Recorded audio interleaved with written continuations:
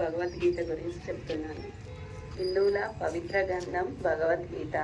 మహాభారతంలోని భీష్మ పర్వంలో 24-25 ఆశ్వాసాల్లో భగవద్గీత ప్రస్తావన ఉంది.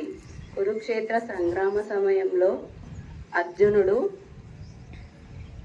రణరంగంలో తాతలను, తండ్రులను, గురువులను, అన్నదమ్ములను చూసి సజనులతో యుద్ధం చేయలేనని శ్రీకృష్ణునికి తెలియజేశాడు. శ్రీకృష్ణార్జునుల మధ్య జరిగిన సంభాషణే గీతోపదేశం. దీనిని భగవద్గీత అని కూడా అంటారు. గీతోపదేశం ముఖ్యంగా 3 విషయాలను తెలియజేస్తుంది: కర్మయోగము, జ్ఞానయోగము, భక్తి యోగము. భగవద్గీతలోని మొత్తం సారాంశం హిందుతత్వానికి మూలం. అందుకని హిందువులు భగవద్గీతను తమ పవిత్ర గ్రంథంగా భావిస్తారు. Thank you.